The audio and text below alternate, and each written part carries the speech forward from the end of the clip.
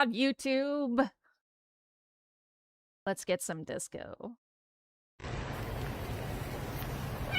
Tell me what you think, Yorkie. You think it's terrible? Is it horrible? Have to do a quick thing here. Because disco is an artist game. It uses the Rec 2100 color space.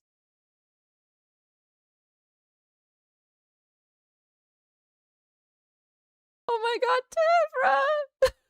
I'm sorry!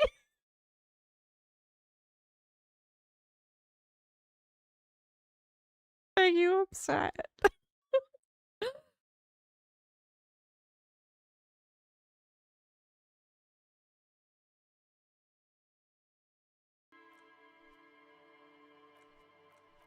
Yeah, it has been all talking all the time.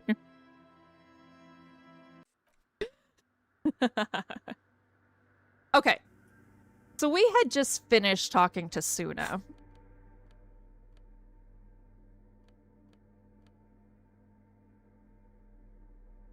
Yeah, we went into some of the international law surrounding the Iran-US conflict, and also talked about crossbows in Wales.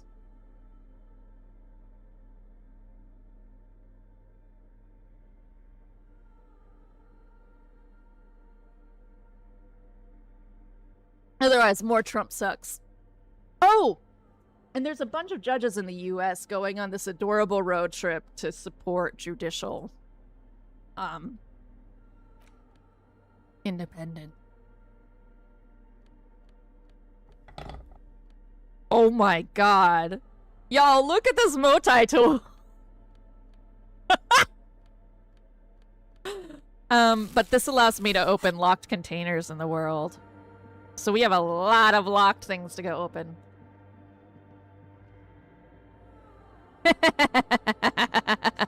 Yeah, I think Tevra, other than Norway being in the quarterfinal, there's not a lot relevant to Scandinavia, at least.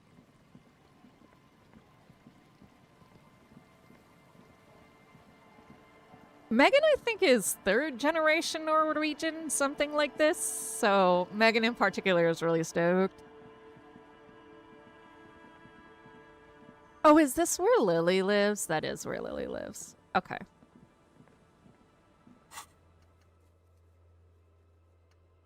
Help Suna with her project. Suna will cooperate with the Raver's Nightclub plan if you help her out with the research project first. Find the filament memory with an offset copy from our old workplace and bring it back to her, then wait for further instructions.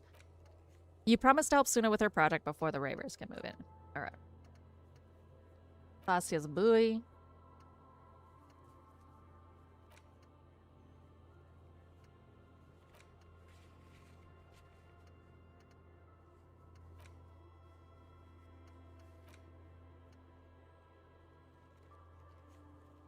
Right, I need more. Oh, when Kim's not around to stop you. So, that's gonna be at night.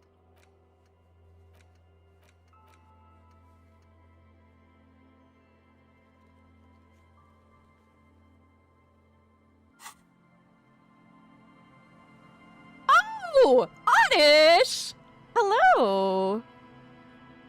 I've been checking out Haaland in the once over the past couple of days. Had no idea he was so big in English football. The clips I see about him paints it like he came. Hello, guys! Hey, it's me! How was Satisfactory today, Oddish?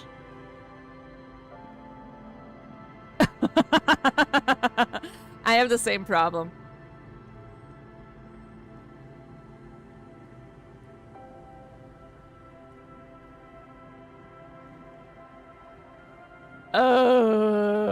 Aluminum. I don't care what y'all say. Aluminum sucks.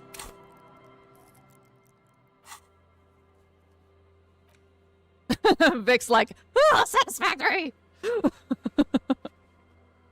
I'll say satisfactory. I said let me go to Martinez waterfront.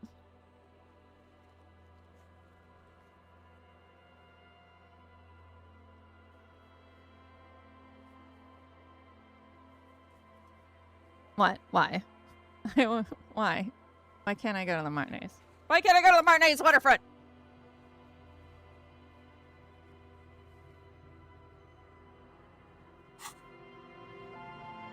Whatever. We'll walk there. A bloody yank. Oddish, who I've mentioned a couple times, gold-plated games, as being one of my favorites, has switched to a nighttime job, so he does a lot more day streaming, and he's going through a run of Satisfactory that I was supposed to be parallel to, but he's going at such a clip pace, I simply can't I can't keep up, at all.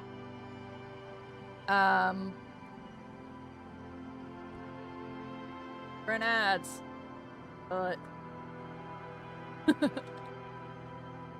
Oddish has been going through a Satisfactory playthrough at a clip pace. I was supposed to be parallel, but I can't even keep up.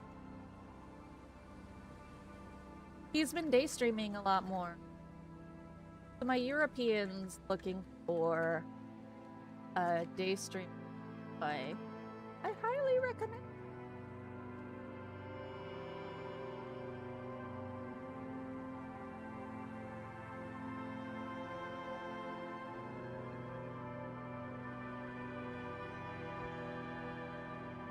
He has an Oddish his grandma made him.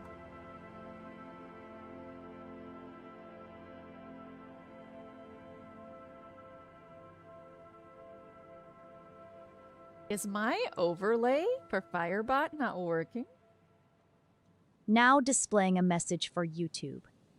Ugh, all my browser sources broke.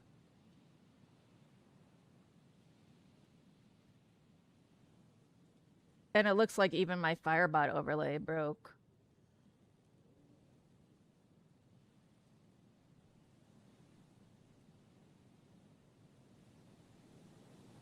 That's obnoxious.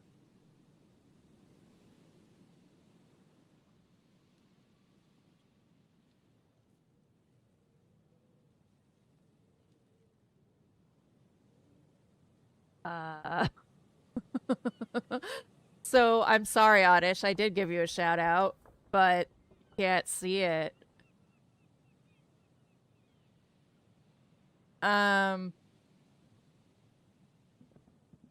Anyway, hello. I know a lot of Oddish's audience, but for those I don't know, now that we're back from ads, tell me what you think, Yorkie. You think it's terrible? Is it horrible? My name is Hildy. I am a variety streamer.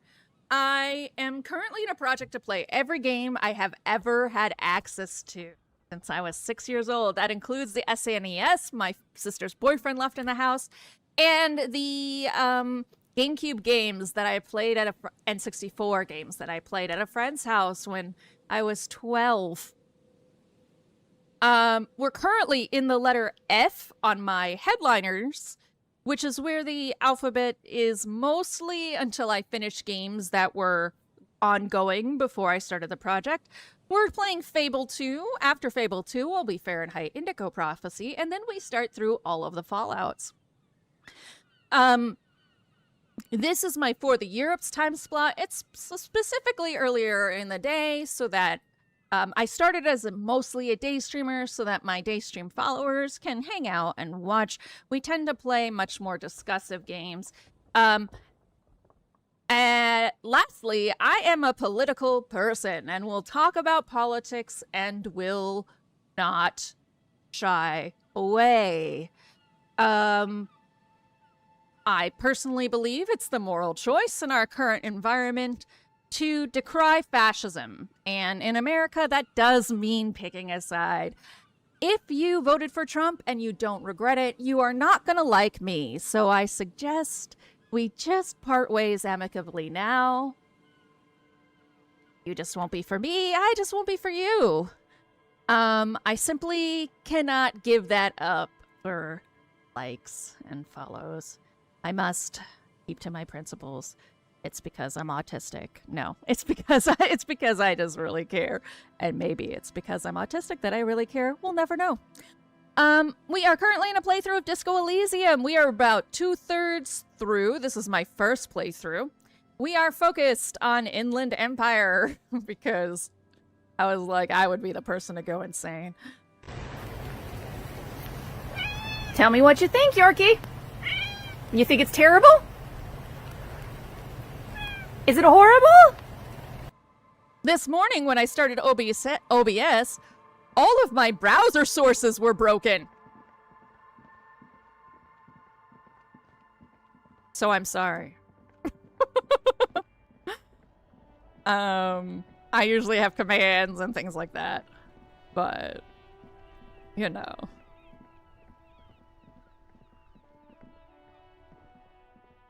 Anyway, those I know from Odysseus chat, you should follow. I'm funny. I do. Those I don't know from Odysseus chat, hello. I often hang out there, not so much anymore, just because I've been very busy, but that doesn't mean. Why was I coming here? I have ADHD, so. Oh, I was actually not going to the Whirling in Rags at all. Wait, can I use this to open that blue door, though? Can this fucking gigantic multi-tool? What the fuck even is this multi? Look at this thing! Look at this thing. Do multi-tools this big actually exist? Does anybody know? Can I use it to open? You see a heavy steel door with a prominent dimple lock. It's painted blue. The cobalt blue surface fills. Okay, no. So it's not doors, it's just containers. What a bummer.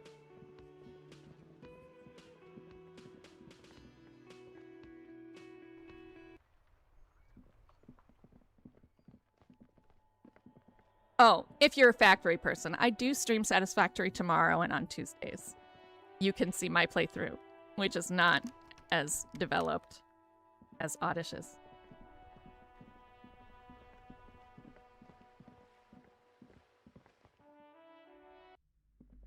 Convulsant, yes. It says Convulsant, which is probably not a real brand, but just like this giant, look, it's like a can opener, this giant bottle opener son of a bitch, you know? And it just fits it, watch, it just fits in my pocket.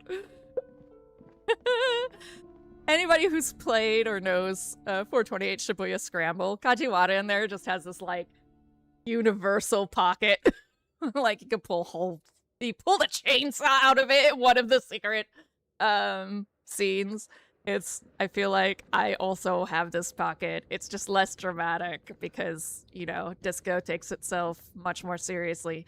It doesn't take itself seriously, just much more. Oh, are you gonna yell at me about a flashlight again, Kim? Shut the fuck up. I'll do it. Just hold your horses. There, buddy. Ugh. I'm so gay. Well, bye. And I chose to be because Kim. But sometimes my guy. Ease up. Okay, we have to find this offsite thing for Suna. The offsite filament for old this fireplace RPG. is covered in lines drawn in blue. A diagram for summoning some time-forgotten being. The symbols seem very esoteric. Radio frequencies, it seems. UKV 123.6, UKV 123.7, UKV 123.9. Some written notes, too. Sparse, unclear. I've already been through this. It looks like a cardiovascular system split into veins and capillaries. Very advanced. You think so? The web is comprised of radio stations, all lead back to one red heart, titled the Game Master Frequency.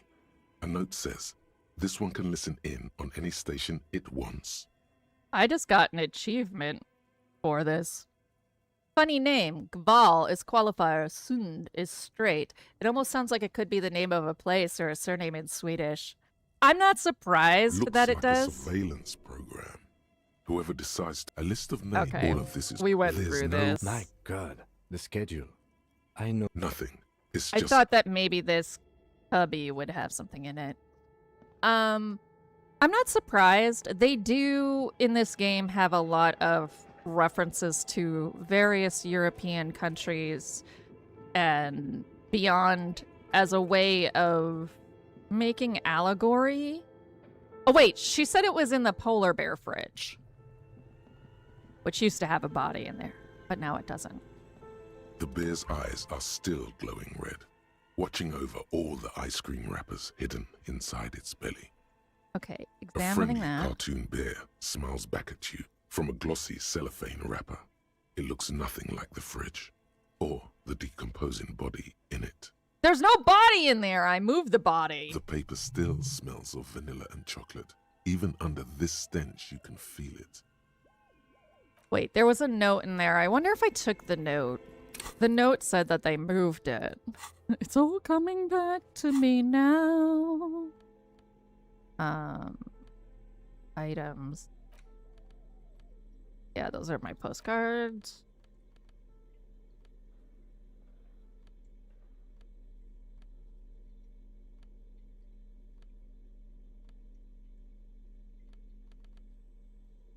This one. The note is written with a blue pencil on a piece of lined office paper. The kitchen magnets have left spots on its surface. Someone Nope. has scribbled, S. I can't believe the off-site copy is still here. The illiterate ginger kid keeps stealing stuff from the studio, so I had to hide it somewhere safe. You'll find the filament memory with the off-site copy in the frozen ice cream maker. Please take it home, ASAP. It's important. I'd do it myself if I lived in a civilized place with a freezer. Take care. Sully Swaff. Do you have any idea where the frozen ice cream maker I don't could be? know. I assume it's somewhere close to the ice bear fridge. Last time I saw, well, I put the body of the murder victim in the freezer while I was waiting to get. So this guy that's hanging in the back that we have to solve the murder for, we actually cut him down. Well, we got this super racist to cut him down through means. And then we hauled him, Kim and I, all the way to this fridge, stuffed him in there, and then did an autopsy. But I didn't have the perception to see. It was clear he didn't die from hanging to me. And so I didn't have... Oh. Have a good time, Karduk. See you tomorrow!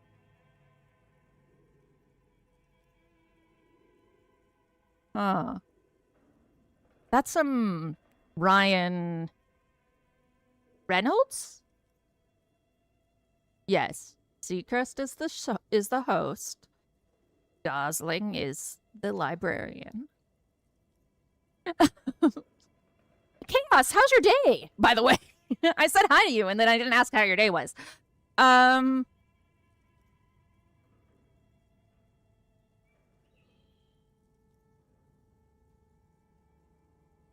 So we put his body in there. I got this perception check. I find a little hole in the back of his throat and push the bullet out, cutting myself open, and I'm surprised I don't have some sort of terrible disease now. And then we shipped his body off. So. Okay. So the ice cream maker's supposed to be in the fridge? The bear's eyes are still glowing red, watching over all the ice cream wrappers hidden inside its belly. Good question. It looks like an ice cream fridge. The voices. I know. What an unfortunate marketing choice. So they tried to sell ice cream from this hyper carnivore. What is even worse, the bear is still costing them money to this day. The lieutenant points at the red snaky cable running from the fridge. The electricity bill must be catastrophic. On the other hand, it did help us with a certain corpse situation. Lucky us. Okay, so it's not giving me the option to look for the frozen ice cream maker in there. This. The flashlight casts a strange shadow. There is a hidden doorway here! Bingo! Let me in? Ooh, I do like Anna Kendrick's. 2 rusty rifles are hidden above the piping. They look inoperable. Someone has stuck some busted guns beneath the ceiling. Okay, violence. Violence. That seems like Kuno's room. What are you? Are you the ice cream maker? I mean, I don't know what an ice cream maker would look like in this universe. Yay! This orange machine is buzzing like an old submarine. It has a hand-cranked ice cream churner on top and an electric freezer that appears to be frozen shut. Please don't turn the ice cream crank. If I fail this check, I'm gonna turn the ice cream crank and I'm gonna fucking break that filament cube.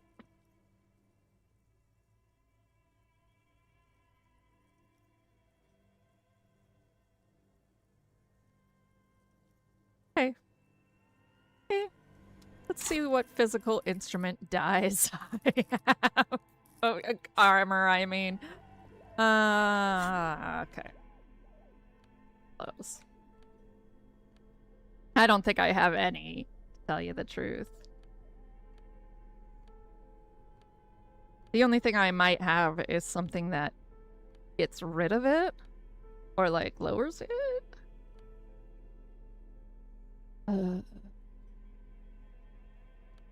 Yeah, okay. Okay. Physique. Half-light shivers. So half-light. I could. I do have half-light. Gloves.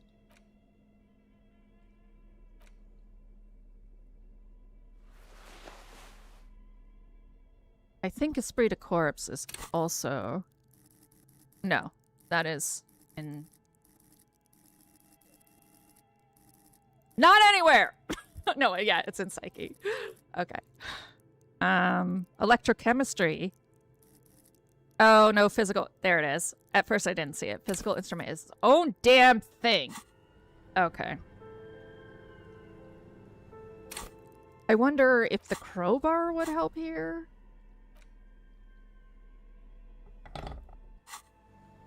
This orange machine is buzzing like an old Nope. submarine. No. It has to be the Cavalsand. Cavalsand. Okay. So, other questions. Is there a power switch, maybe? Because I bet if it's off the seal, would be less intense. Intercom wires. Okay. Is this the breaker? This looks like the breaker. 2 cables are plugged into the breaker box. The red one leads to the ice bear fridge, and the black one to the ice cream maker nearby. Unplug the black Something cable. close to you dies with a soft electric purr. Very smart. Opening the lid should be much easier after the ice cream maker has defrosted. Yeah! Him called me smart. This orange machine is dead still. It has a hand-cranked ice cream churner and an electric freezer.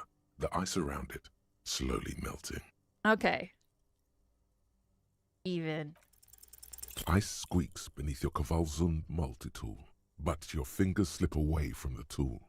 The lid shutters tightly as before, and it's already unplugged. There's not much else to do other than wait for it to defrost or bulk up and get stronger. Fine, I will wait. Go up there. I think this goes to the die maker, maybe? No. Oh, it goes to this fancy-ass door. Okay, now I know. All right, I don't need this flashlight anymore. Let me get my bag back. The Cavalsand is dope, but I don't necessarily need it. Yeah. We'll rock with this. All right, let's find something to do in the meantime.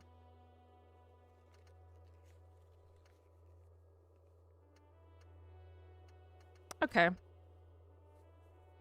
West of the boardwalk on the coast, the reeds. Let's try and find her buoy.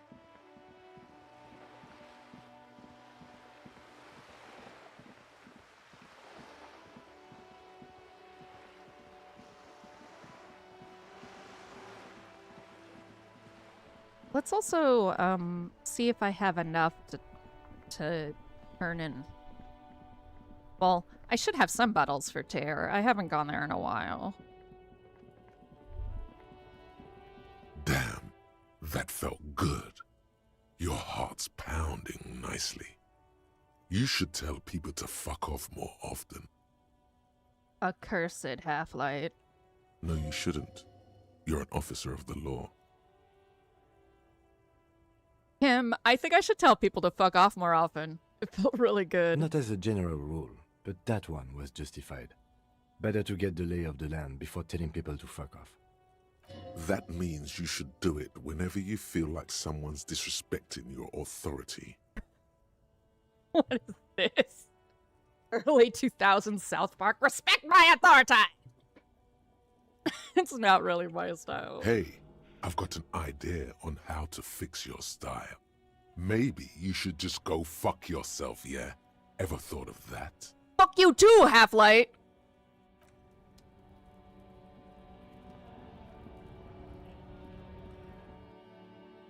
Nothing like fighting with your internal dialogue! The yellow roses in the window. Those aren't the flowers that were left for Glacia.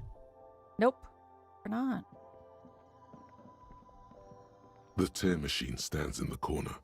A sign says, 1 bottle equals 10 cents. Inserting Your bottles clunk bottles. into the machine, and the money appears with a satisfying jingle. You're a richer man now. Hooray!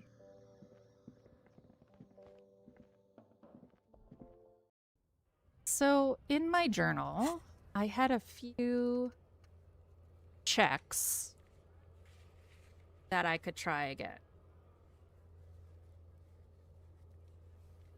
Oh, right. Now that I have the Kvalsund, I can try that again. You're fed up with kids? Tell me about kids. Our door, physical, electronic doorbell, volition. Okay. Let's try box of sunglasses.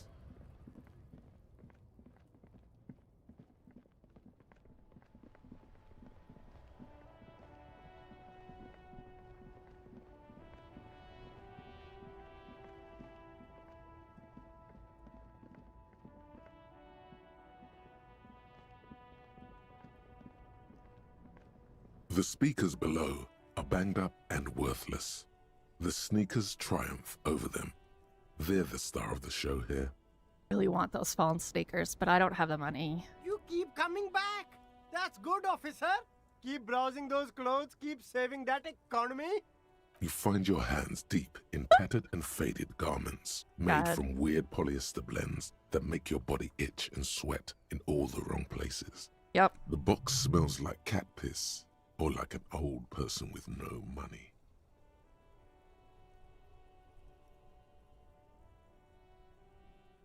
I guess they kind of do smell similar. Economical, but also trendy. Look. Listen, guy. They are not trendy. Hold on. I do have, it's visual calculus, I believe I need for this box. Or conceptualization, actually, is. Yes, I do have conceptualization tools.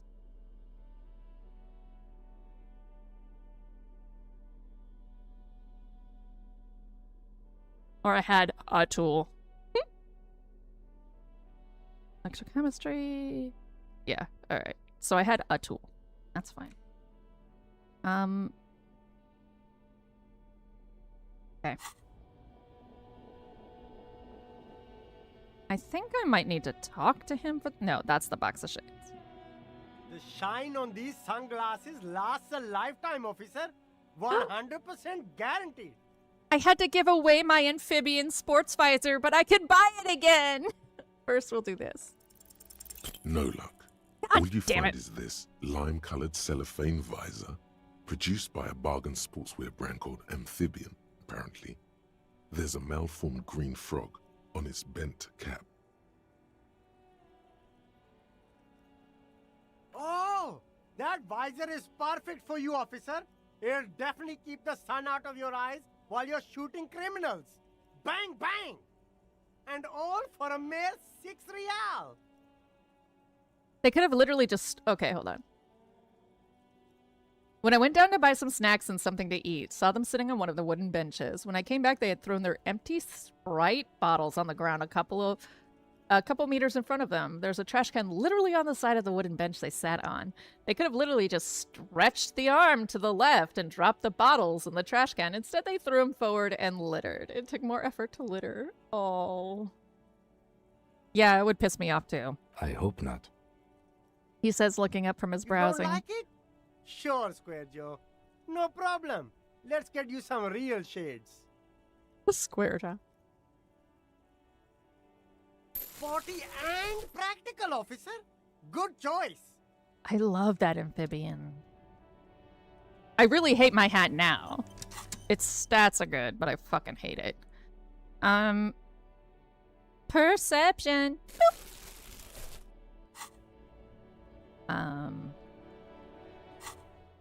Okay. So we can't do that one. Let's try Joyce.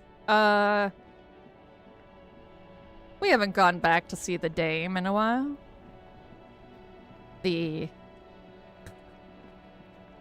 How have I forgotten her name? Prime Minister. How have I forgotten her name? It's not Merkel. British. Thatcher! Margaret Thatcher. There. Do you smell that?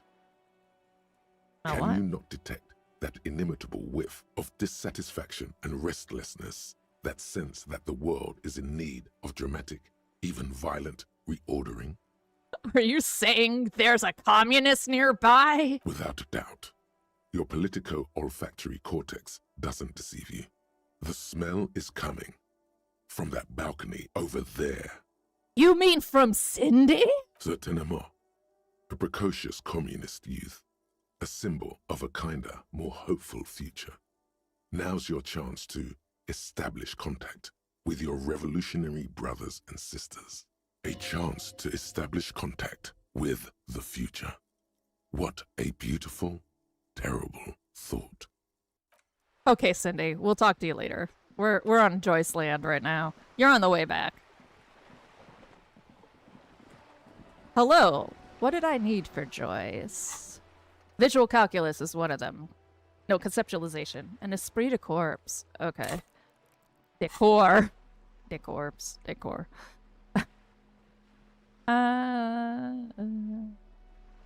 We can do esprit de corps first. I have a fair amount of esprit de accessory.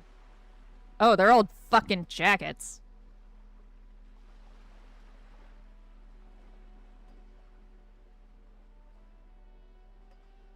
Okay, fine. I don't have a fair amount of esprit de corps. Accessories. Whatever. You're back. Good. What can I help you with? I found my bag. By love, you did. She inspects the piece of blue plastic, her eyes scanning from left to right. Pleased to meet you, Lieutenant W. Frater Dubois. I am glad to see a man of high qualification. The situation is precarious. Indeed, Miss Thatcher. What can I help you with, Lieutenant Freighter? Got some more questions about. More lessons in basic reality? My favorite part of the day. Go ahead, ask me anything. I can't help it. I like her. Esprit de corps is legendary. What is? Think of something close to you. 6 kilometers southwest, in the Valley of Dogs, Junior Officer Chad Tilbrook takes aim at a rabid black dog licking its wounds in the grass. Cashews. To his left, his partner, Emil Mullins, whispers, "You heard what happened to Tequila Sunset in Martinez?" "Yes, he lost his mind," Tilbrook answers, fingers on the trigger. "Don't worry, Emil." He pulls it out slowly. Slowly now. He'll find it again. We always do. What am I? You? You're an officer of the RCM. That's about right, yeah. Usually in America they're typically packaged as like 4, 8, or 16. So what, like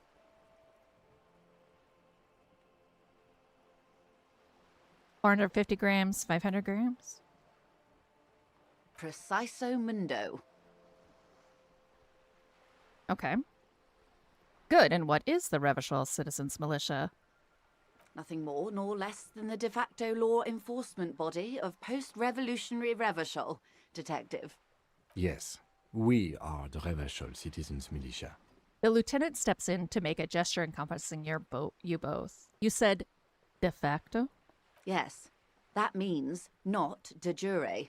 The RCM acts jure. in what is poetically called the twilight of international law, both at the behest of the coalition government and to its chagrin.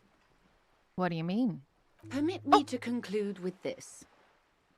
Who you are to me is the police, the only legitimate law enforcement authority in Revachol. And And slip. if those authorities drink so hard they need help recalling the basic terms of reality, well, I am here to help. She bows and smiles. Nothing more nor less than the Yes, we Are are. we? We are. You said de facto. Yes. That means not What do you mean? The RCM's responsibilities are defined by the Emergency, Wayfarer and Aliments Acts, 3 pieces of legislation keeping the city in a, let's be honest, laissez-faire stasis to the benefit of foreign capital. Capitalism. All 3 are good to know when we are out policing.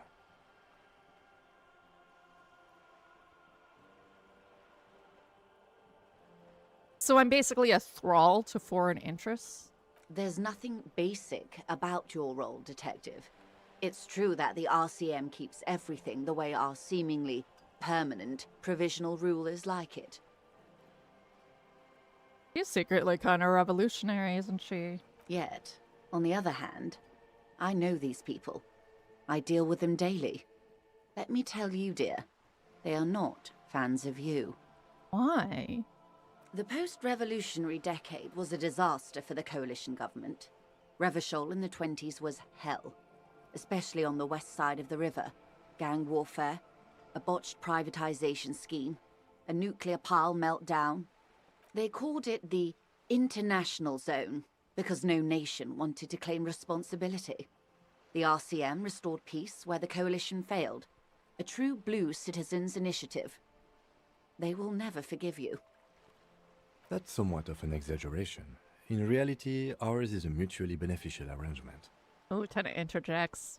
Revacholians get to keep the peace in Revachol, and the coalition doesn't have to worry about it. Anyway, sorry to intrude. Please continue. Yes, Lieutenant. Permit me to conclude with this. Who you are, to me, is the police. The only legitimate law enforcement authority in Revachol. Back to those basic terms of reality, then. And if those authorities drink so hard they need help recalling the basic terms of reality, well, I'm here to help. I want to know what you are. She hums. She won't maneuver her way out of this one. What are you? I am the vilest of the vile. A traitor, a devourer of nations and infants. She says with a sudden flash of teeth. I am an ultra. It's sharp.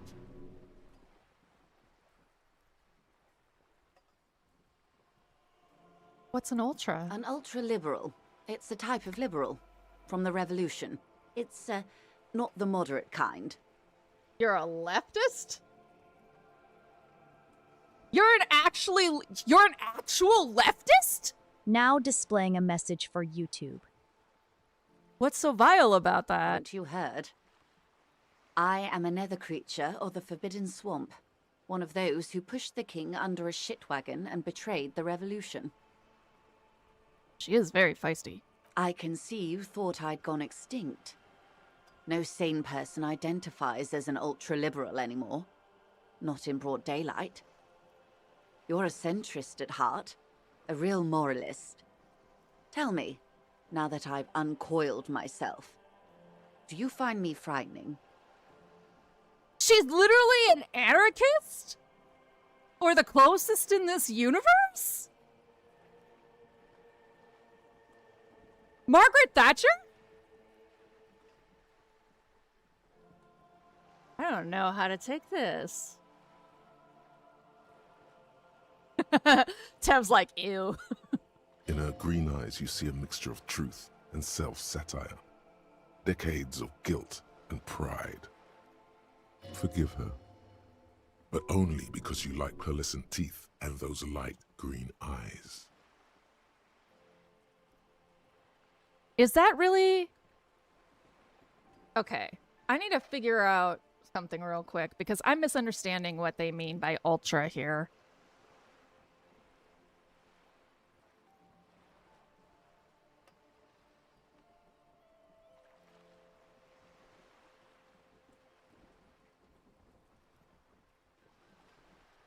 Oh, JK.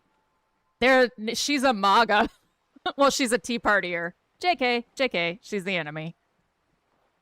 Ultra-liberals advocate for free market policies, tax reductions, and privatization. They often align with right-wing ideologies and are depicted as middle-class hustlers. Ultra-liberalism is often associated with ultra-cap. See, I totally took it the other way because we use the term liberal differently, but I forgot that this is largely European. It'll also be seen as a form of free market Jacobinism, indicating a complex relationship with other ideologies, including Ew! Don't tell me I'm a centrist either. Oh.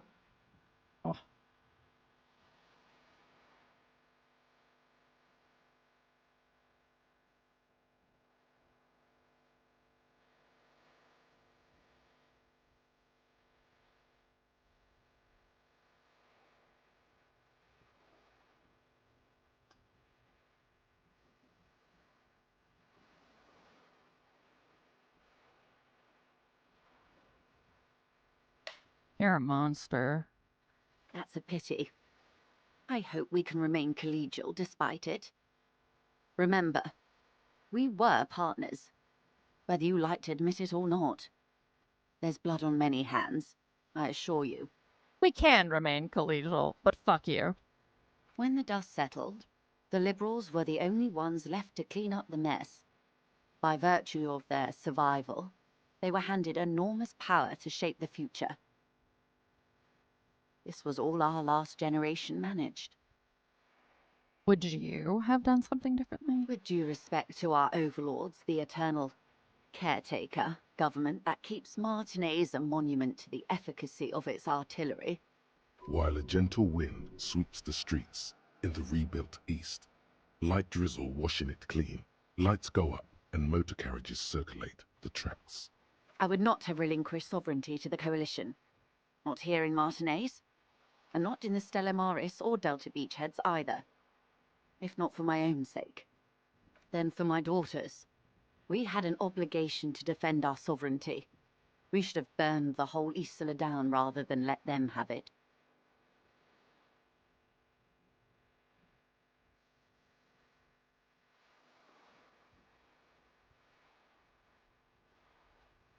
Not wrong, but for the wrong reasons. Dark orange flames reflect in her green eyes. An oil fire on the ocean. You have daughters? Yes. Whatever else I am, I'm also a mother and a wife. Now, shall we return to reality? She closes her eyes and opens them again. What is this? Spread your A hand. bird? A sphenicid? A flightless bird of the polar regions? She tilts her head. Am I really that awkward? Of course you're not, my dear. I'm just terrible at guessing games. What is this place here? Ah. This is the pier of Rue de Saint-Ghislain, 33A, where the tenants have been kind enough to rent me a slot. Or two. What is Rue de Saint-Ghislain, 33A? A pre-revolutionary tenement. Old buildings are called tenements, you see. And new buildings, bâtiments. After, les bâtiments nouveaux.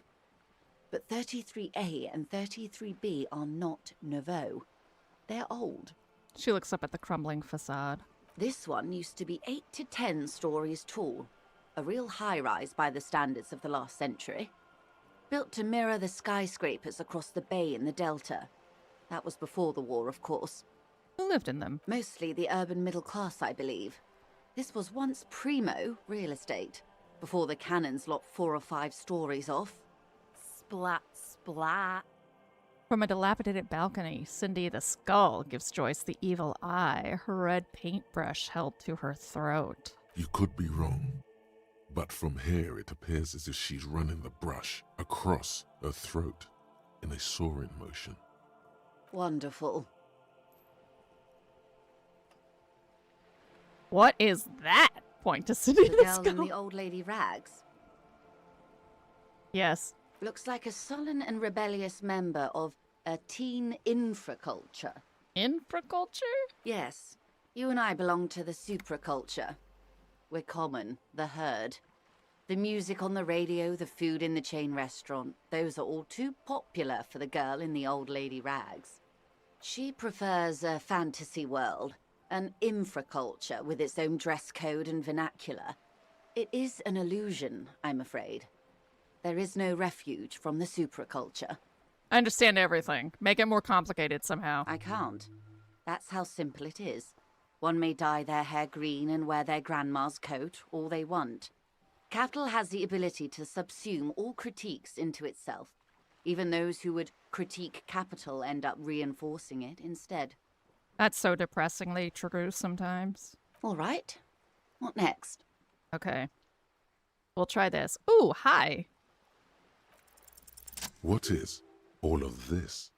The scent, the sound, the air. Hello, comrade. Comrade, I hate it. But literally everything I've seen says comrade. Busy day today? Tell me about it. What world is this? What world? The only one, I suppose. The world of matter. And its pale antipode. The camera of her mind glides over the surface of the water. What do you see? Great bodies of water. Forest-covered surfaces. Clusters of light where the cities lie. You've seen the montage. We all have. This world is enough. She concludes. There is a term of endearment they coined for it. In the DeLorean century. When humanity was high on this world. Discovering more and more of it, these archipelagos included. What is it? ELYSIUM. Ah! They said the thing! They said the thing!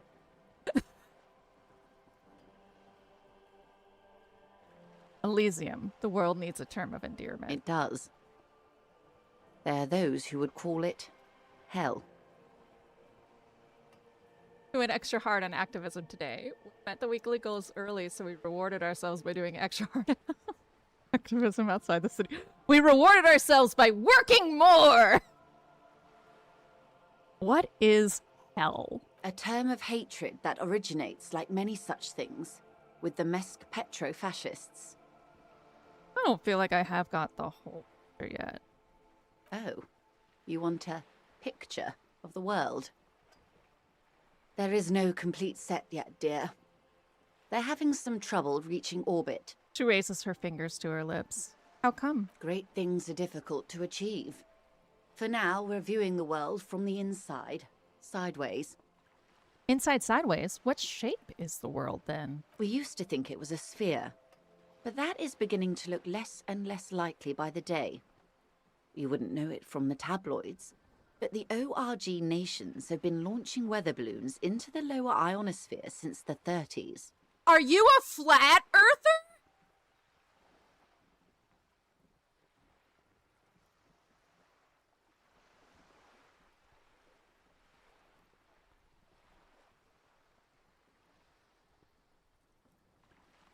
I hate it! ORG, Occident Revachol Grad. There's a steadily increasing trickle of images. Between the big three scientific contributors, they're piecing together a dark grey corona. A dark grey corona? Yes. Pale covers 72% of the surface. There are grey flares and prominences, even arcs above entire isolas. The images are blurry, but if there was a sphere in there, it certainly looks like it fractured a long time ago. Okay. So maybe our world is just, this is just not Earth. But if it is Earth, she's a flat earther, and I'm distressed. A cold fear seeps into you. Oh my god, wait. What the hell are you telling me? You seem to be spooked. Please don't be. Her voice becomes homely, calm. She lets a moment pass. A pale? And what do you mean, corona? They say there is a rarefied envelope of matter surrounding the darkened disk of our planet. That is, if we are still living on a planet. Or, to speak more plainly, imagine vast swathes of land disrupted by nothingness. So, we're on a loosely collected batch of asteroids or meteors? No, well, it is actually a reward. We usually do a lot of activism house to house so we can truly reach everyone. But when we do it outside the city, it makes no sense because it's not our area. So we spread the newspaper in squares and such. We get so many crazy and fun conversations out in public because you stop so many more people. That's fair. I am sorry, dear. It must sound quite terrifying through the acute encephalopathy. Even scientific positivism isn't entirely convinced about what we're dealing with here. But this is one of the greatest questions of our time. Maybe when they get the complete set together, it will jolt us out of our rut, bring us together, however naive it may sound. So this is a game that is squarely in dark fantasy. There are some very distinct irrealities. So she could be not bonkers. Though I'm tempted to think she's bonkers. She could be not bonkers. Okay, and then everything will be okay? I don't know about things of that scale. My expertise lies in nations and trade routes, one or several layers below everything. But yes, we'll be fine. Don't worry. She does not seem convinced that you'll be fine. If anything, she's realizing how deep your condition runs. Thanks. Okay. You may have misimagined it. I don't have the power to convey to you the effect and geometry of the images that depict our world from below low orbit. It's like the crowning of the world. It's insane. Very disco. You'd love it. Oh, if you say it's disco. See? Everyone finds something worth holding on to in this world, however wasted its opportunities. She is, in fact, She is not, in fact, bonkers. She's right. This is still a little vague. The world of Elysium is really a loosely lumped together mass of islands and oceans divided by the Pale. That's horrifying. Okay. Okay. That does make sense, though. In a way. Because the Pale... The Pale is theoretically all these weird creatures come out of it. Like, there's a lot of cryptozoologists and cryptomythologists who are really obsessed with it. There are different flowers, and so it's a very mystic kind of thing. So having, you know, gravity and physics and astrophysiology be out of whack follows, even if I'm a little thrown off. The cold seeps into you. The air is heavy with 80% humidity. Suddenly, you're conscious of yourself standing there, on whatever this all is. Your arms hang down by your sides. The lieutenant observes you both, silently. He adjusts his glasses. You said pale. What is pale?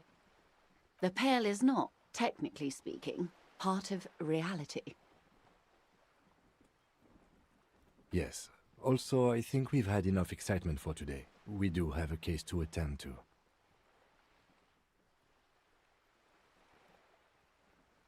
Moment, please.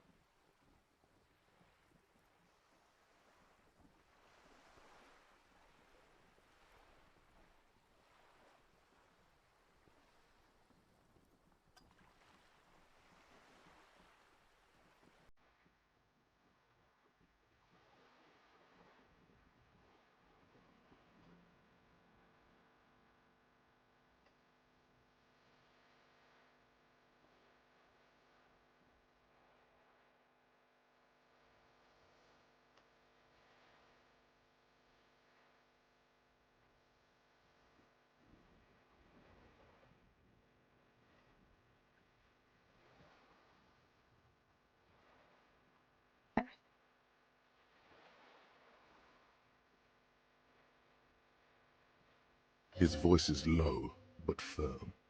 All she can say is, Of course, Lieutenant. Let's try something else. She bows, then turns to you. I don't want to. I want to know what the Pale is. I don't think your colleague would appreciate that. He has already been so patient with this whole exercise.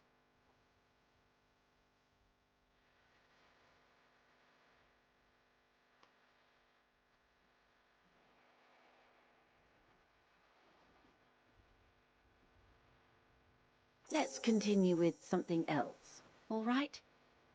You can ask about anything else in the world. Anything. but she wants to tell you.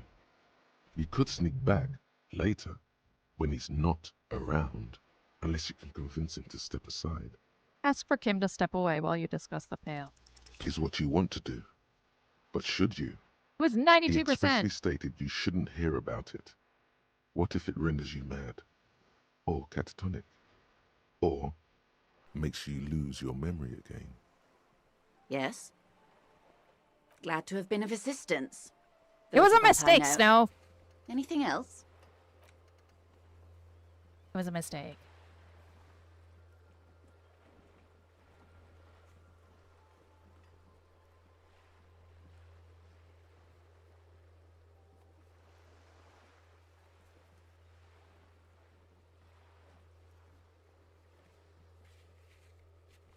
It was a mistake.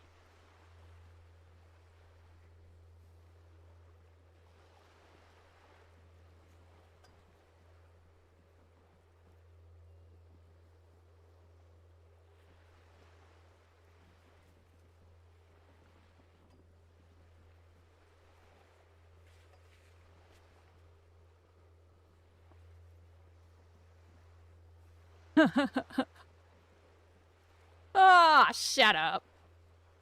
Alright, Snack and Beat, Baldur's Gate 3. Have fun, y'all.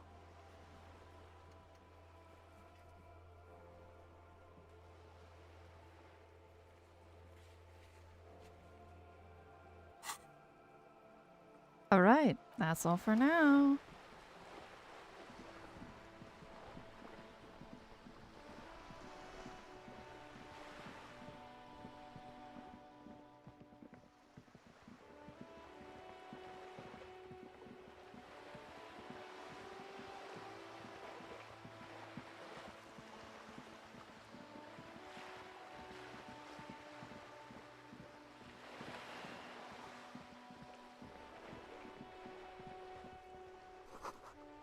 There is something down.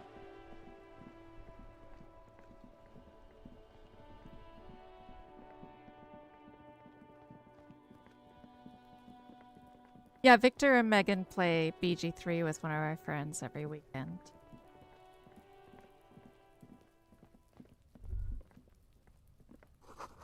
The sound of melting snow dripping off the roof. It's strange. Huh. Alright. Journal time. What else do we have to...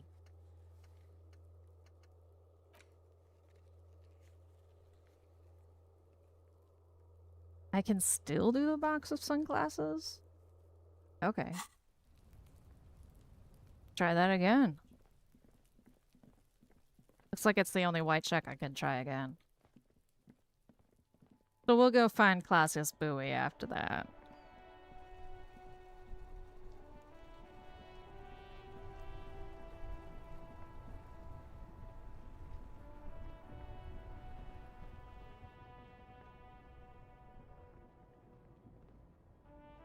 The shine on these sunglasses lasts a lifetime, officer.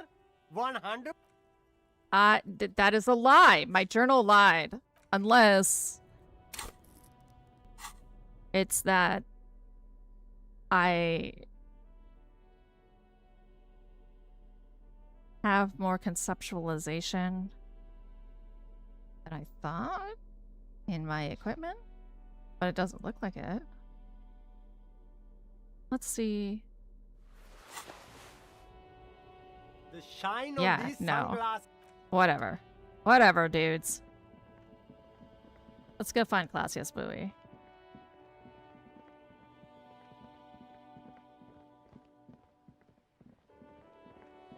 Yeah. It's a fun time. I like watching them do it. Depends on when I finish disco though. Sometimes I'm too tired.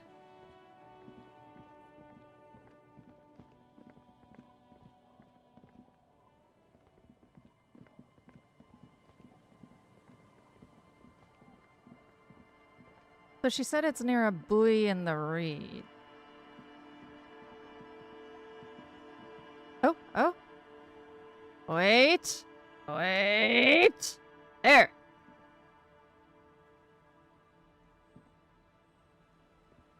No, okay. That's a nothing burger.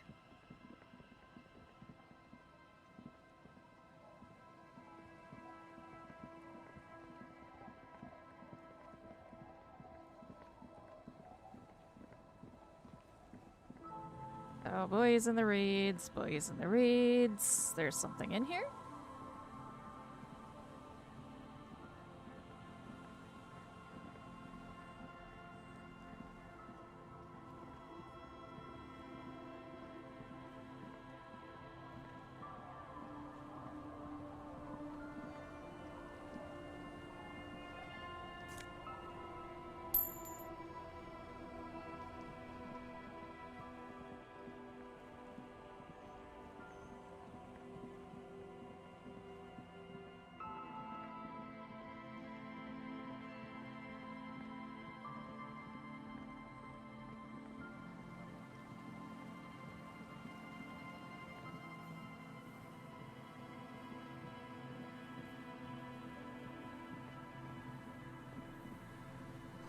Someone must have worked hard to smash that plastic. Yeah, that's fair. Those things are tough.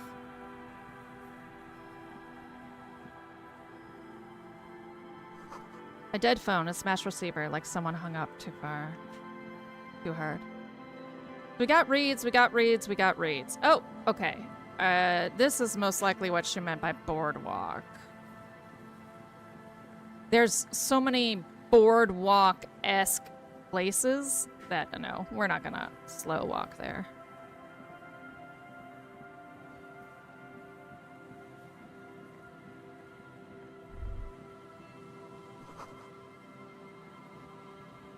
I can imagine why calls become terrible sometimes.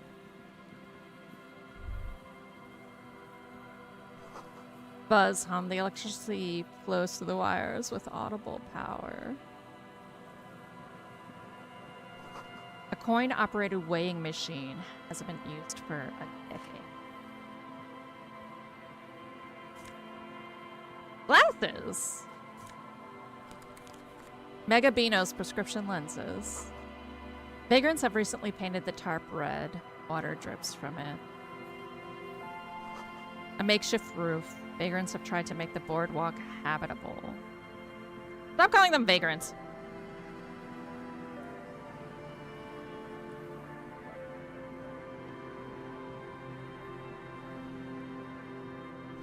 A big wine canister. It's open and empty.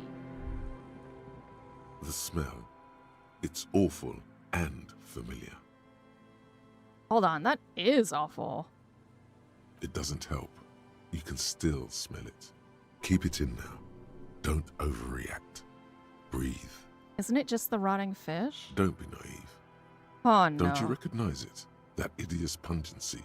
That faintly cloying sweetness. Only death smells like that. Something cold wakes in the pit of your stomach.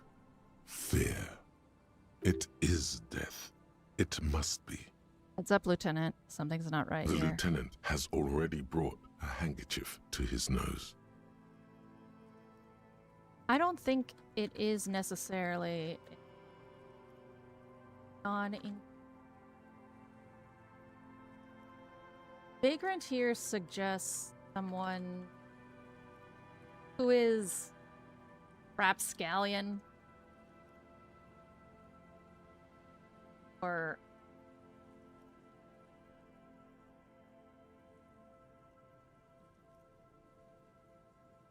varmint. Vagrants are houseless folk, thoughtless. I don't know why I typed it. Leave me alone. Oh, there's ads.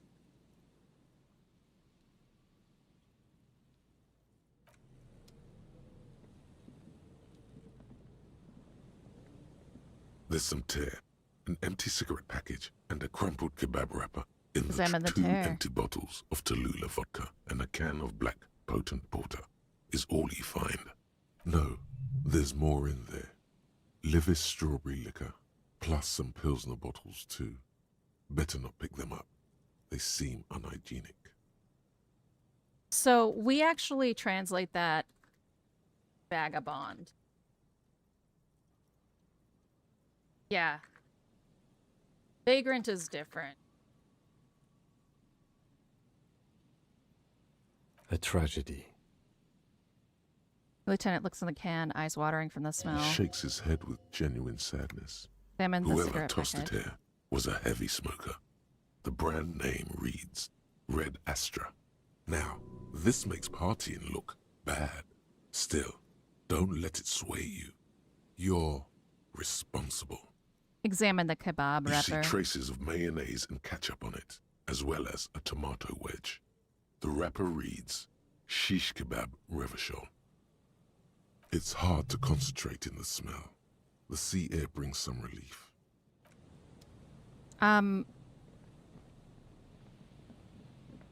In English, they are different. Though a vagrant is someone who can wander, right?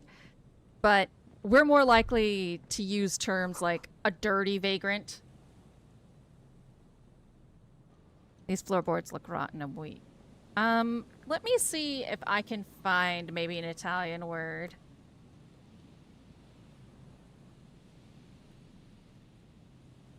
Let me see what the internet tells me. Yeah, so they say vagabondo. Okay, so derelito, like a derelict. Derelito is probably more what we mean by vagrant.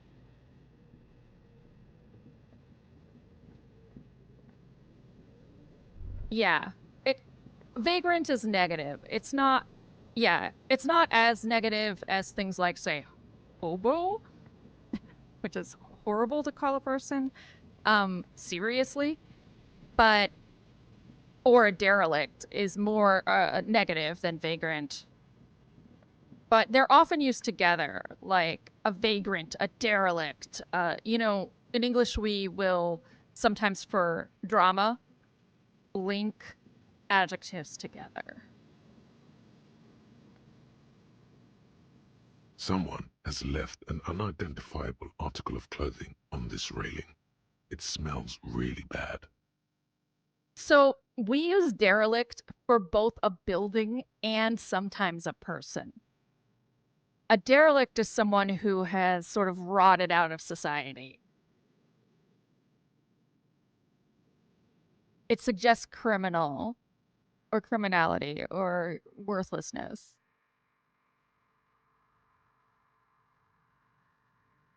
Take a It's closer look. streaked with dried seagull shit and tangled with pieces of seaweed. A dangling arm suggests that there might be a jacket beneath the crust of filth. It seems likely that it was left in the surf until someone laid it out on this fence to dry out. Unfortunately, that just seems to have stiffened it into a shapeless mass. Please tell me you're not taking that with you. Why not? It's a guano-encrusted jacket, and you're already carrying around enough as it is. All right. No shitty jacket in my pocket then. You win, Kim.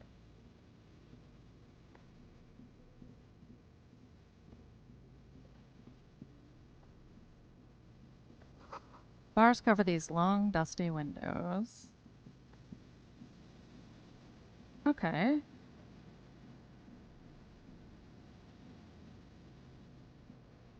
Yeah, like it's more, I would just say it carries something of a negative context, but I can see how the translators, if their English was their second language as opposed to their first. Yeah, okay, so rayeto actually is maybe as offensive as a vagrant. In all truth, calling someone a vagrant is basically saying a homeless person is dirt. Like they are a problem. It's just old school. So it's old school enough that it's lightened in the idea of English. So it used to be medieval that a vagrant was a wanderer, right? And I think this is part of sort of Indo-European languages development. Italian being a Romance language, right? Same as English. Vagrant, we call it, there's amelioration and I can't remember the term, but basically over time words can become worse or better, right? And vagrant becomes more negative over time. So in Italian, it didn't become more negative, but here it did.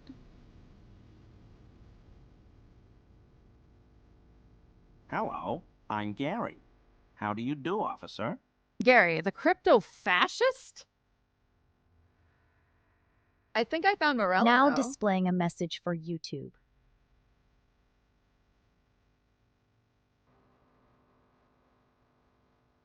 Yeah, so like vagrant when it's used in an old school context is just a wanderer or a vagabond is the same. But in a modern context, someone who wanders is viewed as outside of society and a problem.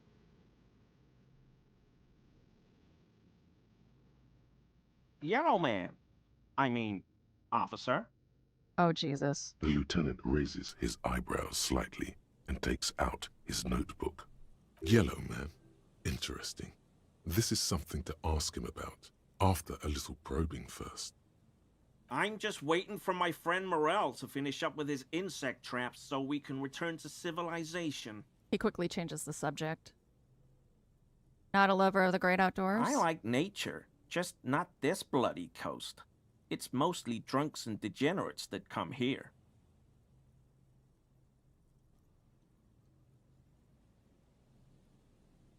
Nobody's perfect. I'm sure you've been tempted to drink. Oh, I've been tempted. But someone has to stay strong for Revocol. He nods gravely. His gaze shifts to the pile of soggy logs at his feet. You literally can't even pronounce it right. He pronounces Revocol with a hard K, unlike other people. Serious question time.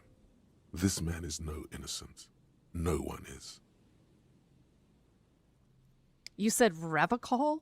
I like to pronounce it the hard way. The old way. The Vespertine way. Okay, KKK. He winks at you, trying to relay some hidden message, inviting you to mispronounce it too, perhaps. It's odd. It's a secret rite. A very fringe nationalist handshake, probably.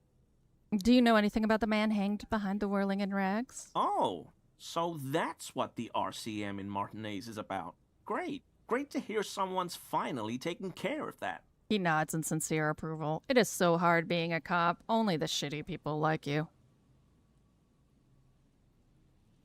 In real life, I don't think it's hard being a cop. I think they're assholes. So you do know something about it? No. Nothing. He was some kind of mercenary. But everyone here knows that. I'm just glad to hear you're looking into it. That's all. Is this your mug? My mug? Why would you think that? You said yellow man. That's not something many people go around saying. Really? I hear it all the time. All in jest, of course. No offense meant to anyone. Still seems suspicious. Did I mention the mug was found at the scene of a lynching? Okay. I admit it. I threw the mug away in the trash container behind the hostel. I know I shouldn't have, and I am very sorry, officer. You're not going to find me, are you? I am. For 250 real. The maximum. Oh, God. 250? How am I gonna pay that? Okay. I'll work harder. I'll pay it off. I promise. He looks at the slip of yellow copy paper, then gets a hold of himself. This is a considerable expense to him. 1 month's wage, most likely. And I love it. It's, in a way, admirable how quickly he composes himself after such a blow. This man digs authority, even when it's bullying him. Everybody's got a kink. And I'll never do it again. I don't know what got into me, really. Work has been stressful lately. Damn Koiko's price dumping us out of competition. What did you do, Gary? Nothing. Just answering some questions. Helping out the law. Here we go. Start pumping that sweet info. Gary, did you put the clothes of him? How did you get into the trash container? I know a guy who works with the trash collection services. CS Municipal. He gave me a master key for the trash containers of Martinez. Yeah, they're definitely a gang. There are some police forces in certain states that are not like that.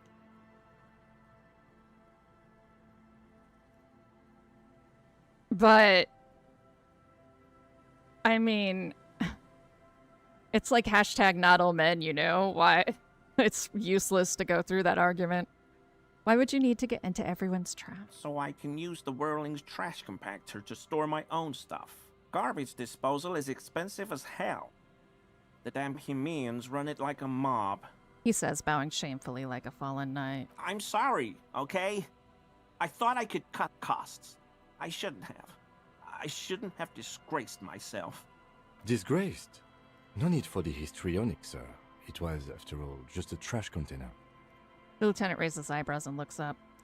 Gary, did you put the clothes of a murder victim, the man who was hanged behind the whirling in rags, into that trash container? Officer, please. Let me explain. It's not like that. Do. I was only cleaning up. I live right across the yard from where he was hanged, and I saw him stripped naked. All the clothes lying around in the yard, smelling. People are animals, you know? Okay. Then what happened? Then I came out to clean up the rags because no one else would. I put them into the whirling's trash, along with a broken mug, admittedly. He changes his mind mid-sentence. Okay. I was coming to throw the mug away, and, well, I threw the mug there and the clothes too.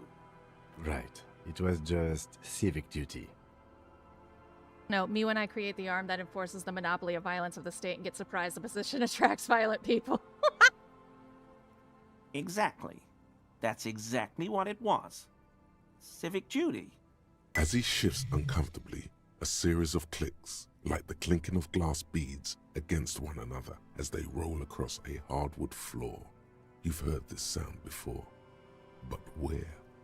What's that strange sound? What sound? That... Oh my god, he's wearing the armor! That clinking I just heard when you moved. Really? He fans his arms out slowly, and this time, his motions are soundless. There's lots of weird stuff out here in the reeds, though. Insects, trash. Could be the wind shifting some garbage nearby. Every day, the wind shifts the reeds and whatever was left in them. Tambourines and condom wrappers, plastic and glass bottles, the smell of decay. If only. It would make him more interesting. He's just a boring racist. The sound you heard was not the sound of something easily abandoned. You wouldn't know anything about the victim's missing armor, would you? Armor? No. I mean, yes. Of course. I know he was wearing armor, but I don't know anything about it. Let's move on. For now. I hope I could help your investigation, in my small way. Don't be so relieved yet, Gary. This bad cop may have been in your apartment, admiring your mug collection. Perhaps a little intimidation? So this is the guy that our awful friend wanted to intimidate. What was his name? Eat something. Are you a cryptozoologist too? No. I help Morel with research sometimes, and I've learned some things along the way. But I don't usually go in for picnics like this on my own. You were surprised to see my colleague, Lieutenant Kitsuragi. Not many Sealites here, or anywhere, other than Sale. I meant no offense, truly. The lieutenant is a native of Revachol. Oh, yes. Of course he is. I was just speaking about his connections. Let's change the subject. Everard, okay? Thank you. No, you've played this game? So Gary, you live nearby, in an apartment in Martinez? Sure do, officer. His eyes narrow slightly. He's wondering where this is going. Mr. Clare must be very angry with you. Mr. Everard? I don't play commie games. Yes, he insisted that I open the door to your apartment. So you work for Everard Clare? Officer, please tell him we're good. No, tell him I'll make it up to him. What have I done? He'll send the muscle after me.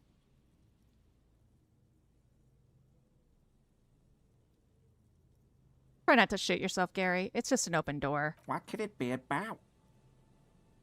I probably talked too loud. In the whirling. About some theories I had. Whatever it is, I'm done with it.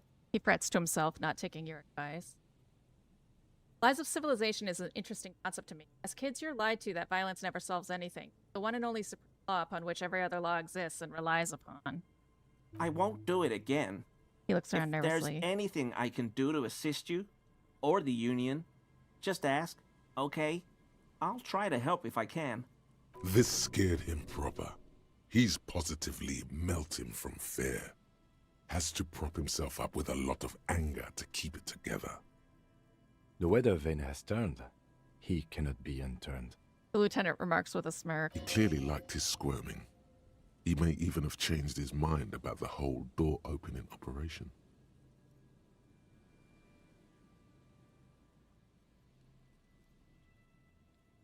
Thank you for your cooperation.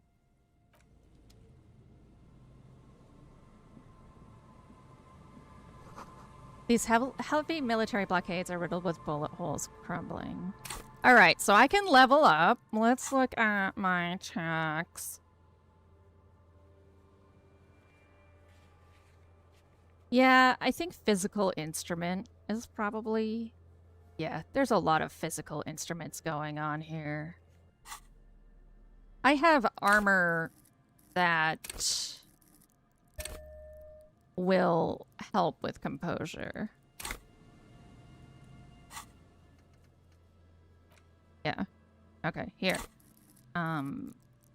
Composure time.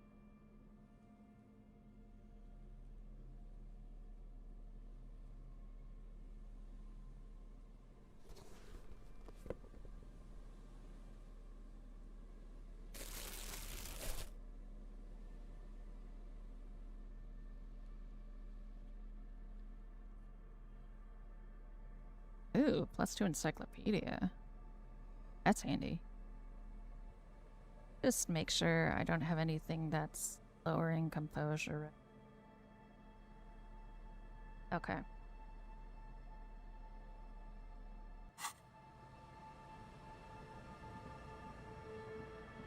Always a pleasure to see an officer of the law.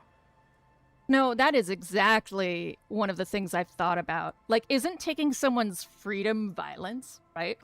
And then forcing them to be slave labor for the state? Like, to me, that's violence. You can even do psychological violence, right? An incident happened yesterday where I was poorly characterized and I'm being told to be banned. Like, people are banning me on Twitch. Like, this is a sort of violence in and of itself. And it's really interesting to me how these forms of violence are thought of as sanctioned. Restorative justice is so much better than prisons. You are correct, PB. I mean, officers. All right, let's do this. Is he? He's looking comfortable enough. Maybe it was just beads. Sounded like beads. But what kind of beads might a man like Gary be hiding beneath his clothes? Are you currently sporting some anal beads? You wouldn't be able to hear if you were wearing anal beads. The lieutenant leads in confidentiality. Of course. Thank you, Lieutenant.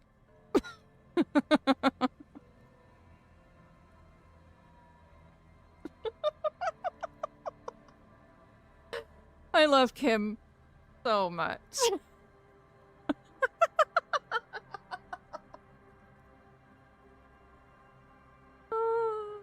Please excuse my colleague's humor. Working this murder case is taking a toll on us both. You don't quite have to answer that yet. I love a part of a militia.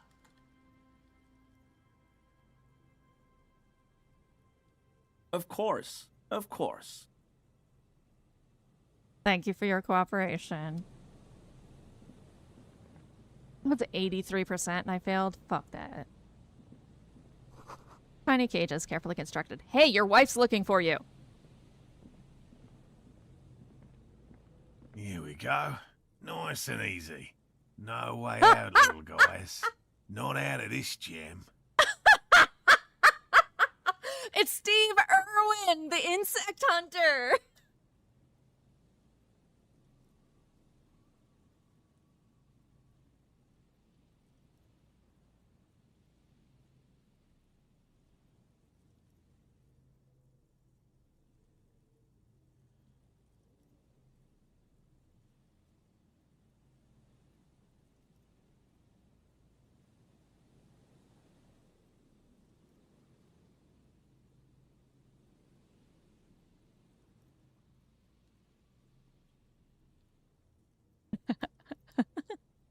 Here we go, nice and easy. No way out, little guys. Not out of this jam. There's a cylinder on the ground in which the man is arranging some netting.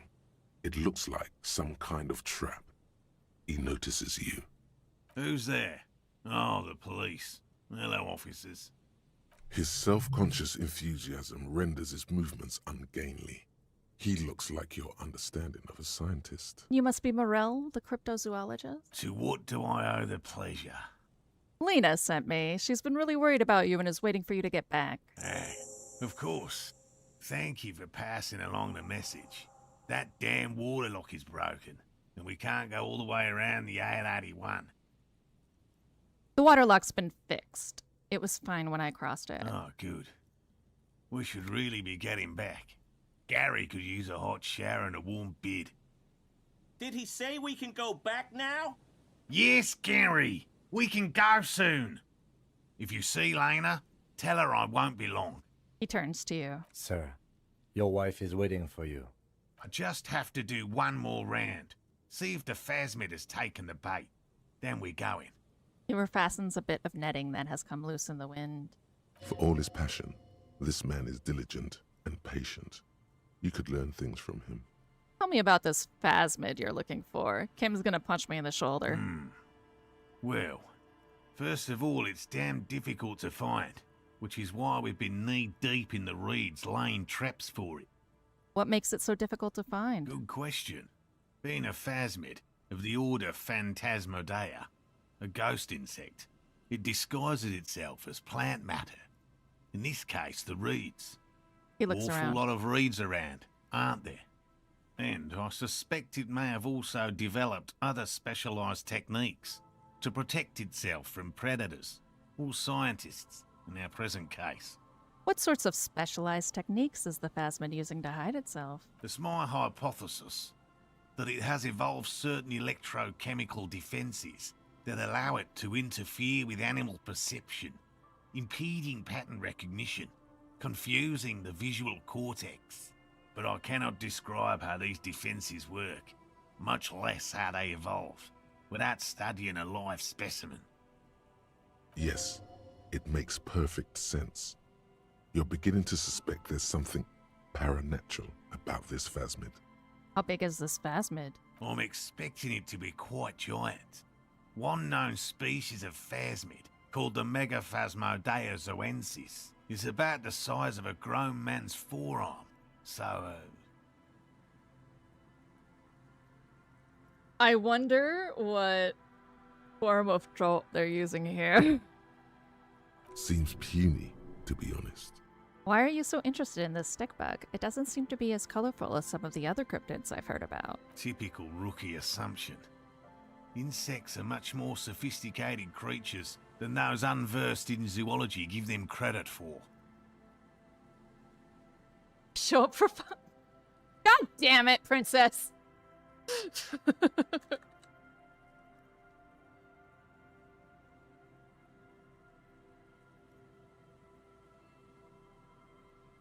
All right, I admit it. I love Kim and he's a cop. I admit it. He's a cop. Technically not a cop. Even simply catching a glimpse of the Insulindian phasmid would be the apex of my, of any, cryptozoologist's career. But to study it and its defences, find out how it stayed hidden so long. He shakes his head. Would be glory itself. What have you discovered about it so far? Very little, I'm sorry to say. No one's ever captured a specimen, so all our information is based on first and third-hand accounts. So no one's ever found one? Not yet. That's what makes it a cryptid. He holds up an index finger. Just out of curiosity, if there's no proof of its existence, how do you know it's real? The lieutenant interjects. I know it's real. The cryptozoologist says brusquely enough that even he seems taken aback by it. By which I mean, I've heard enough first-hand accounts to believe quite firmly that the Insulindian phasmid is more than mere superstition. Lana said there has been a sighting of it here in Martinez. Yes, the most recent sighting was by a couple of teenagers along the coast here. That's what brought us to Martinez specifically. You mean the teenagers who are always high as balls? It's the first credible sighting in several decades. Admittedly, it's an unusual location for this species, but with all the sewage runoff upstream, it probably doesn't matter much anymore. Maybe the Insulindian phasmid has died out? I have to resist the thought. Such an extraordinary creature is doubtlessly highly resilient. After all, it's generally thought to be capable of parthenogenesis. All right, Snow. I'll see you soon. Looking forward to it as usual.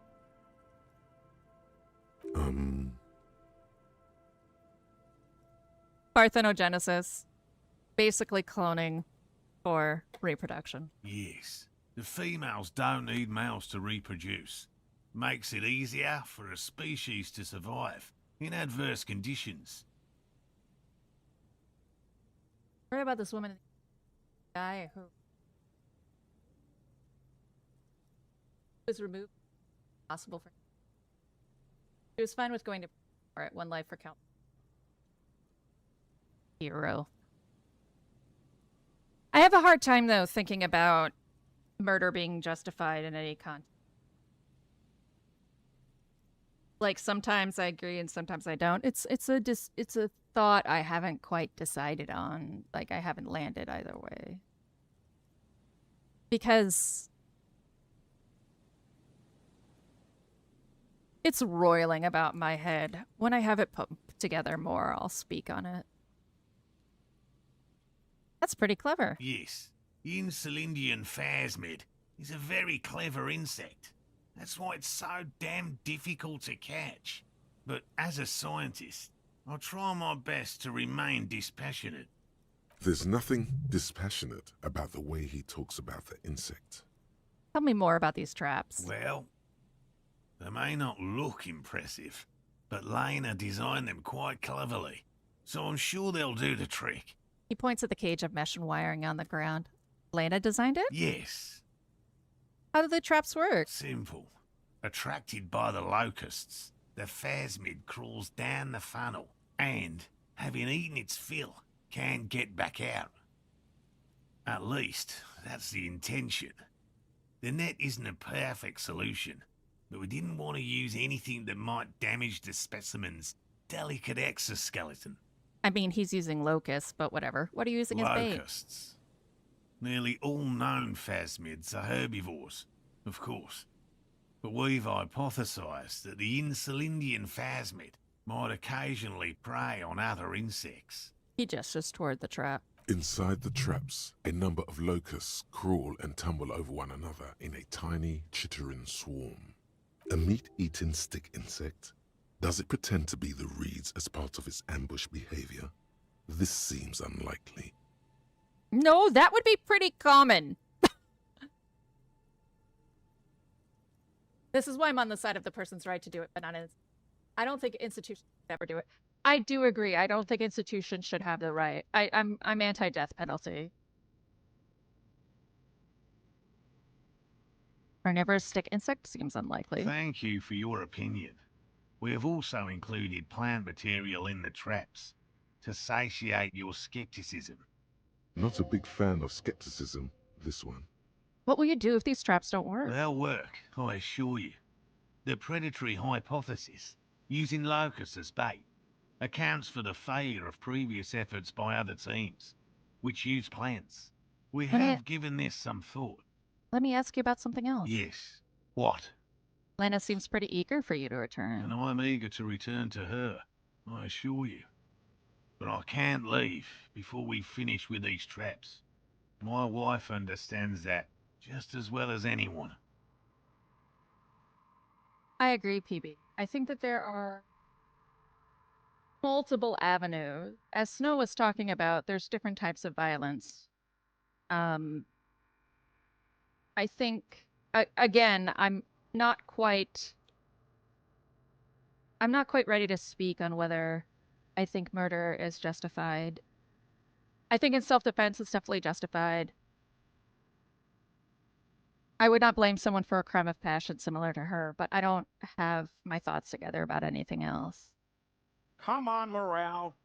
We've been soaking out here for days. It's time to go back. And leave the traps? Absolutely not. I won't let Lena down. Come on, she wants us back. I'm soaked up to my nuts over here. We'll both catch reed crabs if we don't dry out soon. Won't let Lena down? Sounds like the cryptozoologist's wife shares a special connection to the phasmid somehow. I didn't know the phasmid was so important to Lena. Of course it's important to her. She's seen it. A verified sighting, on record. One of only 4 this century. and it's hers. Really? She cited the phasmid? She didn't tell me that. Yes, that's how we first came to know one another, in fact. But that's her story to tell, not mine. He coughs, then continues. Needless to say, you must ask her about the mysterious phasmid. Yeah. Suffice to say, it's long been our dream to find proof of the Insulindian phasmid together. I can't abandon course now. Another cough into his fist this time. Maybe you could go back to the whirling, warm up, come back to check the traps later? No. The traps need to be monitored on a regular schedule. What would we do if the phasmid were to starve while we were sipping tea at the hostel? I have room here. Will the game let me offer it to him? He's dead set on this. What if we check the traps for you? I didn't expect you to take such an interest in our work here, officer. Cryptozoology and detective work are very similar. Yes, indeed. Both require a great deal of research, attention to detail, and, above all, persistence. Where are these traps? There are 4 in total. One is to the south, on this little peninsula, by the boathouses there. It's very near. He points to the south. Another we set in Land's End, to the northeast. It's behind a small sand dune there, on your way to the old radio tower, after the church.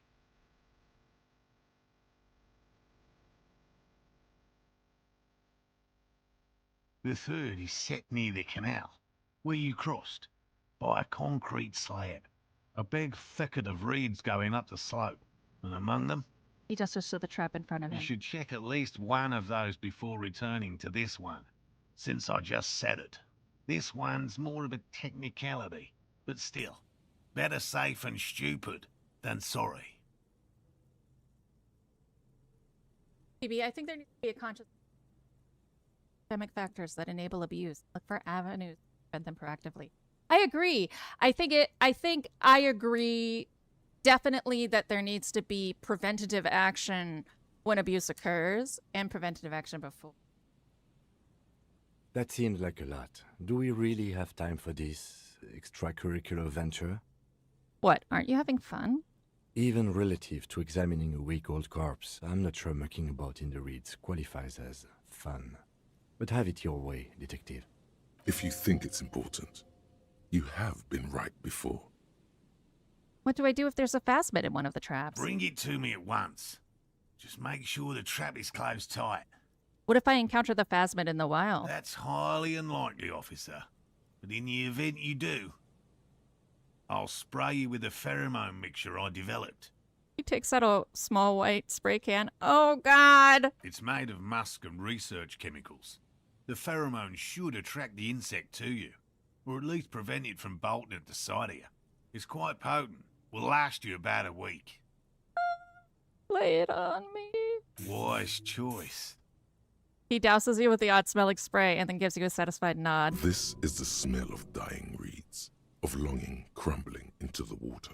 I'm a very smell-sensitive person. This is very gross to me. This is far grosser than most other things. I hope you're not buying this. He dispenses it without letting you touch the canister, so it would be precious like holy water. Lieutenant wrinkles his nose. It is precious. A single dose cost me 50 real to develop. Not that I expect you to understand self-financing one's own research. He looks at the lieutenant with disdain, then puts the spray back. Are you racist too? Then puts the spray back in his pocket. I'm ready. Let's get to it. Which means you two can pack up and go back to the whirling. Whatever he thinks about this detour, it's clear that these men are exhausted and in need of assistance. Finally, someone's talking sense. Thank you for your help. Gary and I will start breaking down camp. If you have any more questions, now's the time to ask. We'll be gone once you get to it. If it's more cryptid-related business you want to discuss, you'll have time for that later too. Thank you, Rhetoric. But what if the information is vital? On the hunt. Have you noticed anything off about your friend Gary? No. No, of course not. Why? Are you sure? Well, he's been a little unenthusiastic about the trip. More so than usual. That's understandable. He just wants to get home and warm up. He lowers his voice. He doesn't want to say it, but this is unusual.